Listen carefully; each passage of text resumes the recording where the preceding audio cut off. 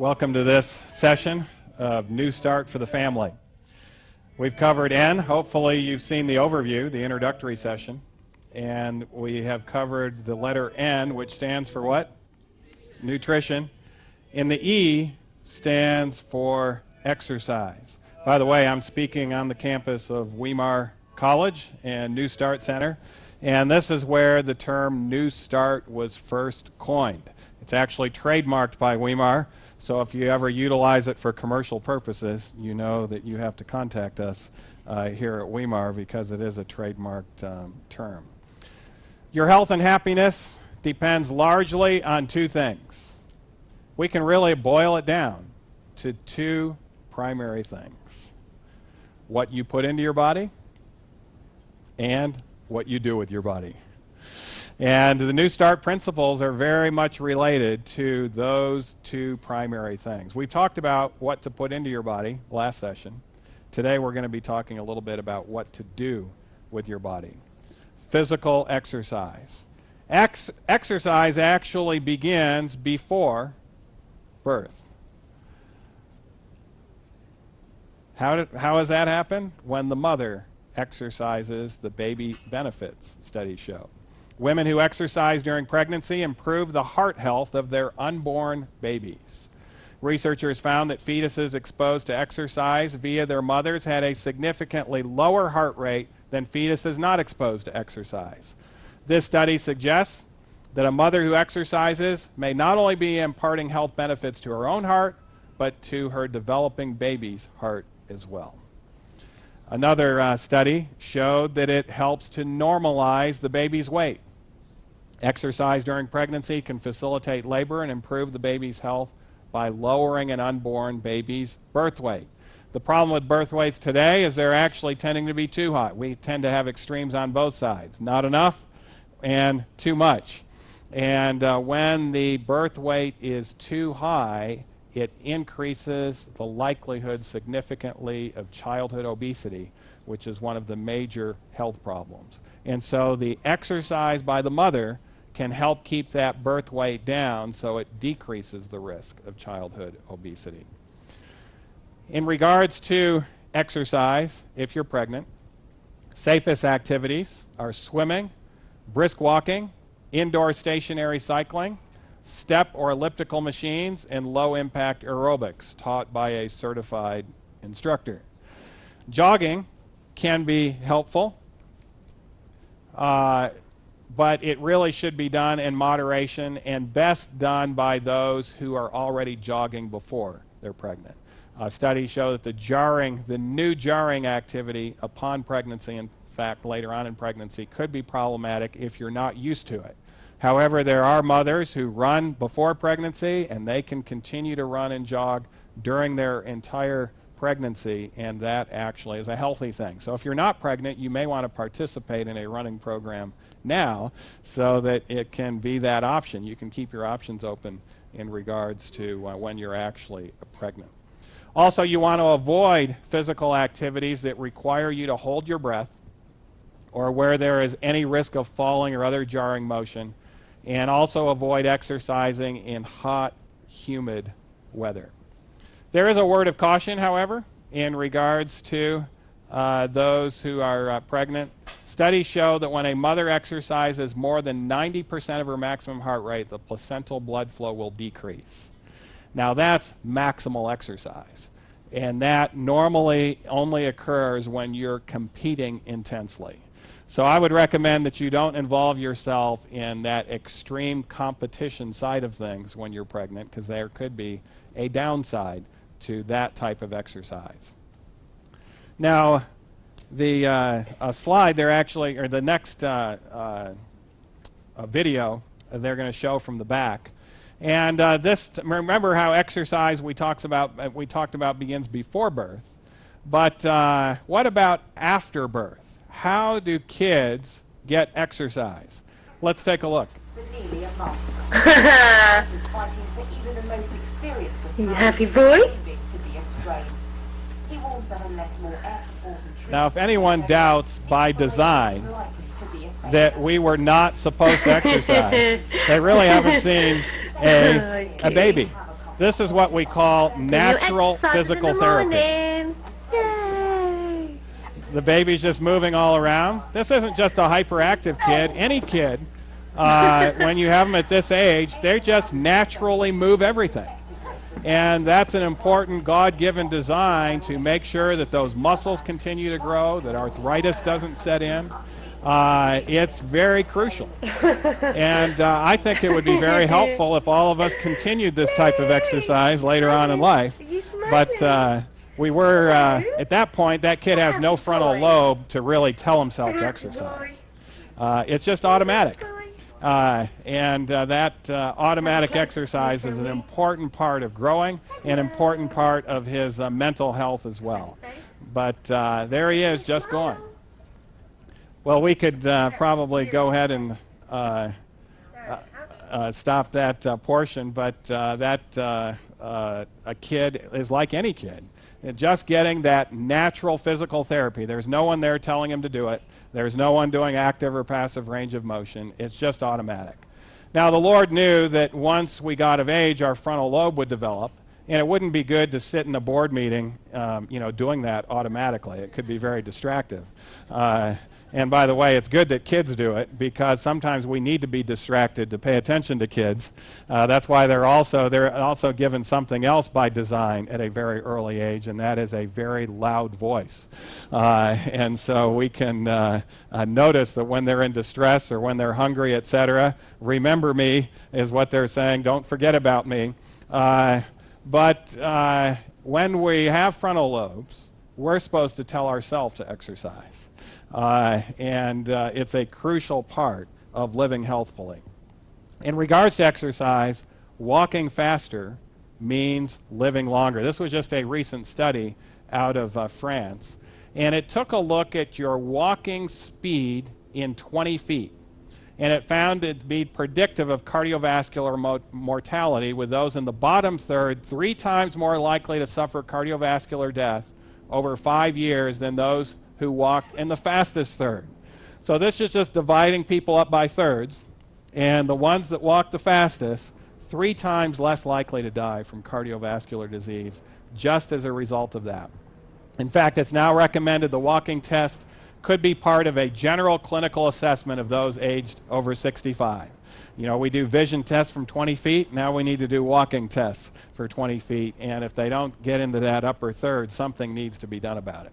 One of the problems with exercise in our society, however, is too much time sitting in front of a television or a screen. Nielsen Company takes a look at how long people sit in front of screens, and they want to know what you're watching so that advertisers can know how much to pay for their ads on that particular program. But recently, the average U.S. household watched 8 hours and 18 minutes of television per day from September 2007 to September 2008, which is a record high since the days Nielsen started measuring television in the 1950s. So despite the internet age, TV time is still up. But if you add this to screen time of the internet, where you're just sitting in front of the internet, or other screen time activities like video gaming, etc., we are sitting at record times, and there should be no doubt as to why childhood obesity is a major problem in our country. One study took a look at it, and it showed the combined effect of high television watching and low physical activity significantly increased the risk for obesity in children and adolescents. There was an additional effect of the TV viewing that seemed to add to the obesity, other than the fact that the individual was just inactive. And that underscores a significant problem in our society. One recent study published in October 2010 showed that only 5% of Americans do anything vigorous like running, biking, or aerobics on a given day. 5%. And I don't want anyone in this audience to be part of that 5%. So if you haven't done that yet, you need to plan on doing something quite vigorous today and getting that heart rate up and getting those muscles moving. Interestingly, in the same study, people were asked about their moderate exercise. Do you know what the most common moderate physical activity that people said that they do? Food and drink preparation in the kitchen. And so they call that moderate physical activity. Well, I'm glad they're cooking. You know, that can be a good thing, particularly if they're cooking healthfully, that can be a good thing. But I can tell you, if that's the number one form of exercise in America, we have a significant problem. There are benefits of physical exercise that continue to be extolled and expounded on in the medical literature. Physical exercise has been shown to help depression and anxiety. In fact, if you have a significant anxiety spell, just going out and vigorously exercising for a few minutes up to an hour will relieve that anxiety to a large extent. And so instead of just going into panic mode, etc., get outside, get some vigorous exercise, try to get an hour of it, and the anxiety will get better. Depression also significantly improves, but not right away. It takes at least 7 days of regular physical exercise, preferably about 60 minutes a day, before the depression starts to clear, and then it will continue to clear. Physical exercise actually reduces the risk of arthritis if it's the type of exercise that's not going to be jarring on the individual. And even walking will reduce the risk of arthritis. It improves HDL cholesterol. This is the only type of cholesterol we want to have elevated, because studies show if the HDL cholesterol is up and it stays up, you're much more likely to live healthfully to 100 years of age. It's one of those factors among those that live 100 that is consistently up in those that live over 100, and that is that HDL cholesterol. Reduces the risk of heart disease and stroke significantly. It improves IQ in children and adolescents. Exercise is a critical part for brain development, and it will actually improve their test scores. It can prevent or treat diabetes. A diabetic needs to exercise every day because it works just like insulin, but far better in regards to side effects, etc. And it also can prevent it. Reduces the risk of a number of cancers. Cancer of the esophagus, cancer of the prostate, cancer of the breast. The list goes on and on in regards to cancers. Colorectal cancer, significantly decreased as a result of regular exercise. Of course, it reduces obesity. But something you need to know about the studies on obesity. Studies show that it will only reduce the risk of obesity if you do it for a minimum of 50 minutes a day. If you do it less than that, your appetite tends to increase at the same proportion that you exercised. And so you either need to get a significant control of your diet or you need to exercise more. And so 50 minutes or more of exercise is important in reducing obesity. It's a very important treatment of insomnia. If you're not able to go to sleep, exercise vigorously, not right before you go to sleep, but sometime during the day, and studies show that you'll be able to sleep better. Reduces the risk of chronic headaches, whether it's tension headaches or migraine headaches. It can improve chronic conditions like fibromyalgia. It eases some of the burdens of menopause significantly, like the lack of sleep. It may help to preserve memory, studies show. And it can help even treat some chronic pain syndromes. One of the most common excuses I hear for people not exercising is because they're in pain. But if you go to a skilled physical therapist, you may find that there are certain exercises you can do, such as chronic groin pain, that will actually alleviate the groin pain. And so exercise is an important component in regards to that. It increases longevity significantly. The studies that look at this are clear, and it improves your quality of life. You have a far greater tendency to live a happier, more fulfilled life and live to the point where your life significantly improves as you age instead of the other way around. So the question is, if you're not exercising, do you want to get started? And if you're not exercising, one of the things I would encourage you to do is try walking. Brisk walking is a good first form of exercise. we're actually designed to walk more so than any other exercise, and it's a very balanced engineering feat for you to walk. You know, your arms are involved in it in regards to the swinging at the same pendulum length as the legs, etc. It's good to get both arms involved. You don't have to have a walking stick like that gentleman is up there. But get those arms swinging, get the legs stretching, and try walking. And a lot of people put pedometers on to try to walk 10,000 steps. It's an important study show 10,000 steps can be important. We actually, there are other studies showing you need a little more than that, 12,500 to produce benefit. But many people who want to keep fit, there are better ways of measuring besides a pedometer in keeping track. The device doesn't give any information on how intensely they're exercising, whether their heart rate is being raised enough to improve physical fitness or not. In a new study, researchers found that the average walker should aim for 100 steps per minute when they walk. That's at a minimum in order to get a moderate intensity workout. So just count your own steps in 1 minute. Start with 10 minutes of brisk walking, and you'll have 1,000 steps in those 10 minutes if you're doing 100 steps a minute. And even 10 minutes will benefit you to some extent. And then once you do the 10 minutes, you can keep stretching it out and pretty soon build up to 3,000 steps in 30 minutes and keep on going. So I would encourage you to consider brisk walking.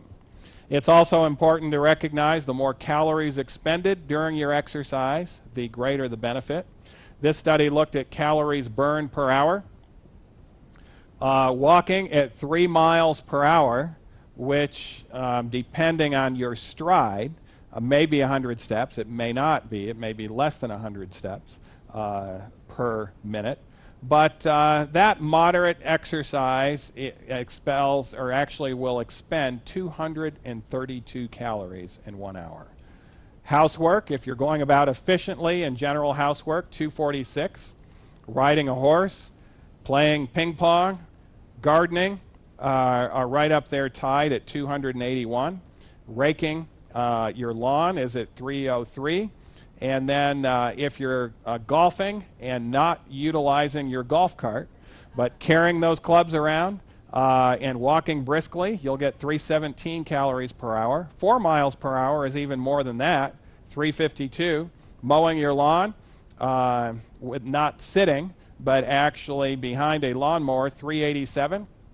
Bicycling 10 to 12 miles per hour is going to be 422, which actually ties with water skiing, downhill snow skiing to a moderate level. Those would be doing what we call blue slopes, and snow shoveling by hand, one of the advantages of living in the North Country or in the mountains of the Sierras. And then there are more intense exercises, playing racquetball, backpacking, hiking with your pack, swimming laps, freestyle would be 493, bicycling 12 to 14 miles an hour, or over 500 calories expended, including calisthenics, playing basketball, singles tennis, cross-country skiing. And then there are the very high-intensity ones, such as an aggressive stair machine, bicycling 16 miles an hour, jumping rope, running an 8-minute mile, or even better yet, running a 7-minute mile will expend almost 1,000 calories per hour. But the one that is most intense is running upstairs. If you run upstairs for a whole hour, you'll expend over 1,000 calories. And of course, you got to be fit to do that. And that's one of the reasons why we state start with brisk walking. Remember also interval training. You can do some of these intense exercises if you take a little 30 or 40 second rest once your heart rate comes up. And the reason why that screen shows a watch and a heart rate monitor is because there are devices now where you can get a continual readout on your heart rate. And when it goes past a certain rate, you certainly don't want to get up there at 90%. We already talked about problems if you're pregnant with that, but you'll also wear out quicker if you're 90% maximum. And so you can program at a lesser rate and it will alarm, and then you can rest for about 40 seconds, and then you can start exercising again once the heart rate goes down by 10 beats per minute, and the rest will count as exercise time. You'll actually build up fitness more that way. And so I encourage you to bridge over from brisk walking to things more vigorous, taking a rest about every minute or two for about 30 or 40 seconds to get the heart rate back down and continuing. And then I would also like to conclude with the neglected exercise that's important not only for your body, but also for your brain. What is the neglected exercise? Working with one's own hands. Studies show working with one's own hand in a real-world 3D environment is imperative for full cognitive and intellectual development, says Dr. Eric Sigmund. With woodwork, metalwork, craft, music, or car mechanic classes dropped by many schools, and children wanting to play computer games at home, the Western world is becoming a software instead of a screwdriver society. And the problem with that is people in engineering school, dental schools, those type of things where you have practical use of your hands, they seem to be clueless in design and being able to do that because they're just used to working on a 2D aspect on a screen somewhere. And they're not understanding things that most kids would understand in yesteryear by playing in a real-world 3D environment. Research is showing that increasing time spent in the virtual world of computers is displacing hands-on play and hands-on learning. 3D learning allows young people to experience how the world works in practice, to gain an understanding of materials and processes, and to make informed judgments about abstract concepts. One of the advantages that's coming out in regards to working with your hands is right in front of the area where you work with your hands is the frontal lobe of the brain, which is the center of spirituality, morality, and the will. And so studies are showing if we want to enhance this area of the circulation, and your success in life is very largely dependent on how well your frontal lobe is functioning and how well you're utilizing it. But studies show it's actually easier to get good circulation to your frontal lobe if you do things habitually every day where you're working with your hands. And so even the 20 minutes of doing the dishes fast, if you don't have any other way of working with your hands, do that. But especially one of the ways in which you can combine a number of the New Start principles is actually by working with your hands gardening. As you notice, gardening was one of those activities that was a moderate exercise activity that helped the heart rate go up. Doing it in a vigorous fashion helps the frontal lobe circulation, and of course it can also help in regards to your nutrition. A garden tomato is far better in taste and bioflavonoids and antioxidants than the average store-bought tomato. And so you can do yourself a big favor by getting into a habit where you're not only exercising the big muscles. I don't want to underemphasize the exercise of the leg muscles because 80% of your skeletal musculature is right there. So if you really want to expend energy, the leg muscles are the way to go, such as stair climbing, etc.